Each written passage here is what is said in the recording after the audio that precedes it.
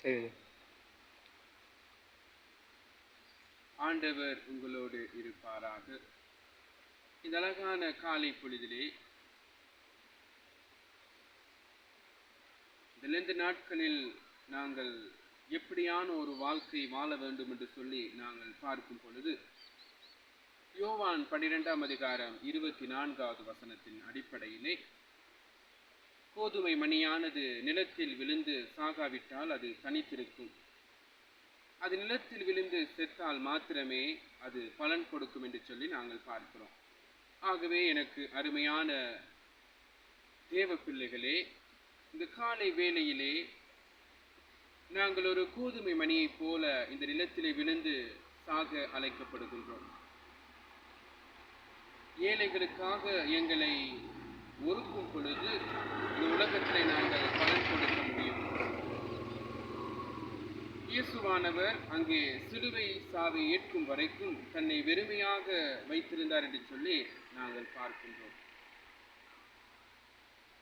ஆகவே இந்த 2 நாட்களிலே எங்களை நாங்களே வெறுமையாக்கவும், எங்களை நாங்களே பரிசோதனை செய்து பார்க்கவும் ஒரு பிரயோஜனமான காலமாக நாங்கள் மாற்றிக்கொள்ள அழைக்கப்படுகின்றோம்.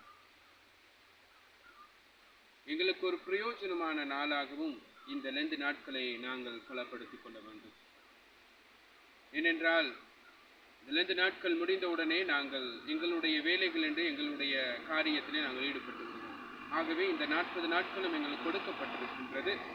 எங்களை நாங்களே பரிசோதித்து பார்த்து எங்களுடைய வாழ்க்கையில ஒரு செழிப்பான ஒரு வாழ்க்கையை பெற்றுக்கொள்ள ஒவ்வொருவரையும். ஆகவே இந்த காலை பொழுதிலே இந்த 2 நாட்களில் எங்களை நாங்களே சுய ஒருத்தலுக்குள்ளே நாங்கள் எங்களை உபயோகப்படுத்தவும், எங்களை நாங்களே பரிசோதித்து எங்களை ஒரு மாற்றத்துக்குள்ளே கொண்டு வரவும் எங்கள் ஒவ்வொருவரையும் நாங்கள் ஒப்புக் கொடுக்க அழைக்கப்படுகின்றோம்.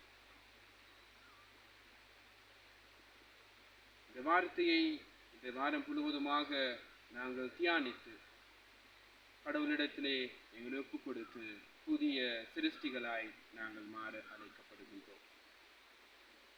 இந்த வார்த்தை எங்கள் ஒவ்வொருவரையும் ஆசீர்வதித்து வழி நடத்துவதாக. ஆண்டவர் உங்களோடு இருப்பாராக. அவர் உம்முடனும் இருப்பாராக.